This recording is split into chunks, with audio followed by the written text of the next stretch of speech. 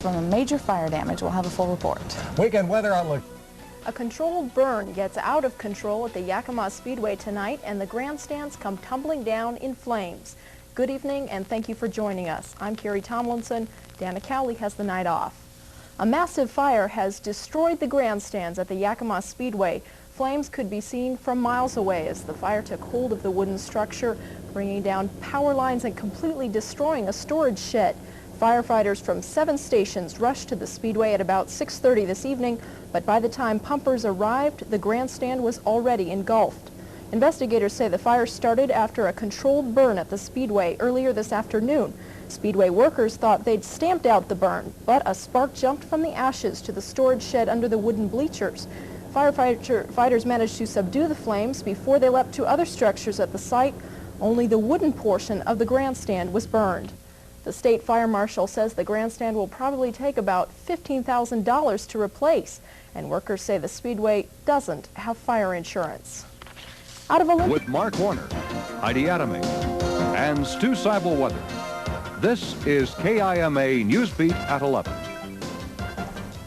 And good evening. We'll have a report on that fire in just a moment. First, former operations manager of the Sunnyside Port District, Dave Hart, settled out of court today. Hart told us tonight that though he hopes the settlement sends a message to those in public office that you just don't treat good working people like that.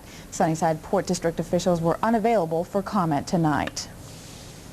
Republican committee of an elderly Yakima woman and an update on that woman's body found near Ellensburg. But first, quick traveling fire ripped through Yakima Speedway grandstands tonight. A raging fire through wooden bleachers kept nearly 50 Yakima area firefighters busy for over 3 hours tonight at Yakima Speedway. The whole north section of the grandstands was burned to the ground, about 200 feet of seating.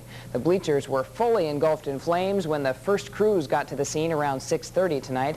Fire officials say a controlled burn left unattended may have been kicked up by a little bit of wind to catch the bleachers on fire.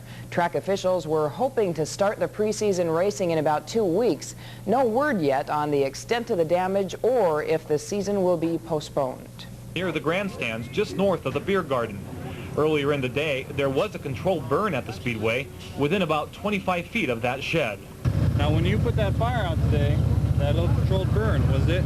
How did you make sure it was out? Did you kick it? Did you turn it over with a shovel? No, I turned it all out and then I put it back into place with the shovel. All right, and there was no ashes going. Did you have water on it?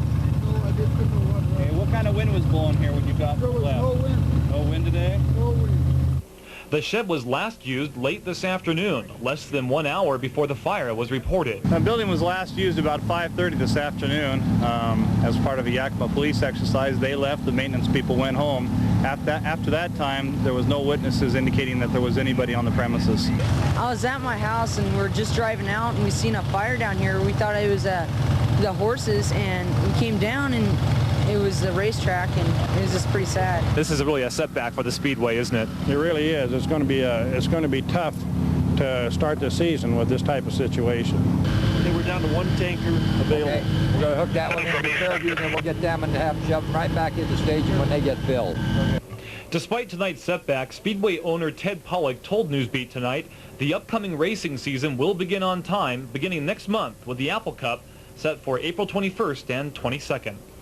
Pollock says he'll bring in portable seats to replace those lost, a loss that was uninsured and valued at about $25,000.